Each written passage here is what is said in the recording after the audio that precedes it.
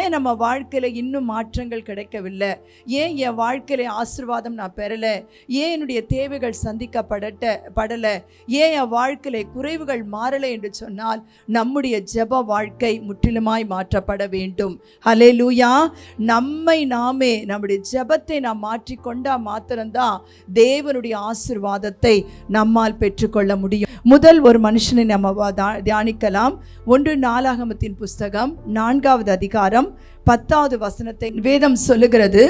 யாபேஸ் இஸ்ரவேலின் தேவனை நோக்கி அவனுடைய ஜெபம் எப்படிப்பட்டதா இருந்தது?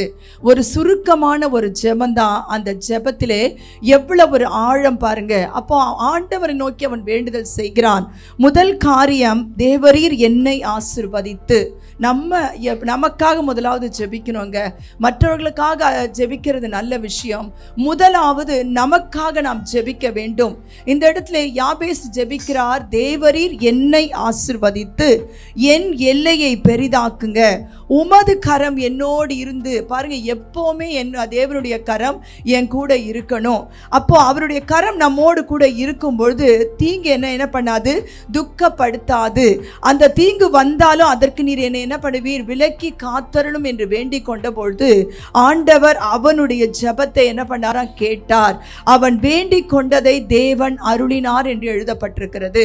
அப்போ எப்படிப்பட்ட ஒரு ஜெபம், அவனுடைய வாழ்க்கை எப்படிப்பட்டதா இருந்தது என்று பார்த்தீங்கன்னா, அதற்கு முன் வசனத்தை நீங்க பார்க்கும் பொழுது யாபேஸ் தன் சகோதரர்களை பார்க்கிலும் கனம் பெற்றவனாய் இருந்தான். எப்படி அவன் கனம் பெற்றவனாய் மாறினான் என்று பார்க்கும் பொழுது அவனுடைய ஜெப வாழ்க்கை தான் அவனை உயர்த்தினது. ஹல்லேலூயா.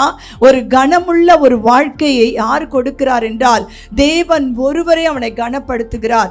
ஏனென்றால் அதற்கு பிறகாய் சொல்லப்பட்டிருக்கிறது, அவன் தாய் நான் துக்கத்தோடே அவனை பெற்றேன் என்று சொல்லி அவனுக்கு யாபேஸ் என்று பெயரிட்டாள். பாருங்க, துக்கத்தோட பிறந்ததுனாலே யாபேஸ் என்று அவனுக்கு பெயரிடுகிறதை பார்க்க முடியும். அப்போ அவனுடைய வாழ்க்கை வேதம் சொல்லுகிறது பாருங்க, அவன் பெயர் எப்படி இருக்கிறதோ அவன் அப்படியே இருப்பான் என்று சொல்லி இந்த இடத்துல யாபேஸை குறித்து சொல்லப்பட்டிருக்கிறது. அவன் தாய் என்ன பண்ணாலும் துக்கத்தோடு அவளை பெற்றதுனாலே யாபேஸ் என்று பெயரிட்டான் என்று சொல்லி பாருங்க. ஒரு மாற்றத்தை யாபேஸ் இந்த இடத்துல விரும்புகிறார். என் வாழ்க்கை, என் குடும்பம் இப்படியே ஒரு துக்கத்தோட கடந்து போகக்கூடாது. என் வாழ்க்கையில ஒரு சந்தோஷம் வரணும், என் வாழ்க்கையில ஒரு மாற்றம் வரணும், என் வாழ்க்கை ஆசீர்வதிக்கப்பட வேண்டும் என்றுதான் இந்த இடத்துல ஒரு ஜெபம், ஒரு ஜெபிக்கிறான் பாருங்க. அநேக குடும்பங்களிலே கூட பார்த்தீங்கன்னா அவர்கள் என்ன சொல்லுகிறார்கள் என்றே தெரியாது. பிள்ளைகளுக்கு நேராகவே சொல்லுவாங்க, நீ பிறந்ததுல தான் எனக்கு என்ன வந்திருக்கு, குடும்பத்தில் தரித்திரம். அதுக்கு முன்னாடி ரொம்ப கோடீஸ்வரராக இருந்தோம், நீ பிறந்த பிறகுதான் என்ன வந்துச்சு, குடும்பத்தில் வறுமை வந்து விட்டது, தரித்திரம் வந்து விட்டது, ஒன்றுமில்லாமல் ஆனோம் என்று அநேக குடும்பங்களிலே சொல்லுகிறதை நான் கேள்விப்பட்டிருக்கிறேன். அதே போலதான் இவளுடைய தாயும், யாபேசுடைய தாயும் என்ன பண்ணிருப்பாங்க, சொல்லிட்டே இருந்திருப்பாங்க, நான் நல்லா இருந்தேன், உங்க சகோதரர்கள் பிறக்கும் போதெல்லாம் நல்லா இருந்தேன், ஆனால் நீர் பிறக்கும் போது இப்படிப்பட்ட சூழ்நிலை என்று சொல்லும் பொழுதுதான் அவன் யாரிடத்திலே போய் முறையிடுவான். வேதம் சொல்லுகிறது, தாய் தன் பாலகனை மறந்தாலும் நான் உன்னை மறப்பதில்லை. ஹல்லேலூயா. இந்த இடத்துல பாருங்க, தம்மை பிரியமா நேசிக்கிற ஒரு தாய் தான், எல்லாவற்றையும் தருகிற ஒரு தாய் தான். அவள் சொல்லுகிறாள், உன்னை துக்கத்தோடு நான் பெற்றேன் என்று சொல்லுகிறாள். இதை யாரிடத்திலே போய் அவன் சொல்லுவான், யாரிடத்திலே போய் முறையிடுவான்? ஒரே ஒரு முறையிடுதல் யாரிடத்திலே உண்டு, நம்முடைய தேவனாகிய கர்த்தரிடத்தில். ஹல்லேலூயா.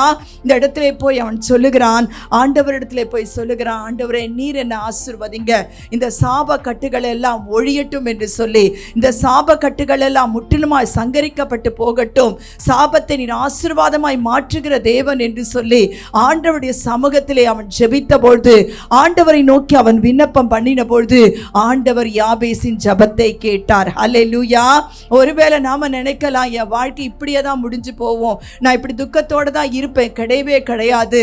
நம்முடைய துக்கத்தை சந்தோஷமாய் மாற்றுகிற தேவன் நம்மோடு கூட இருக்கிறார். ஹல்லேலூயா.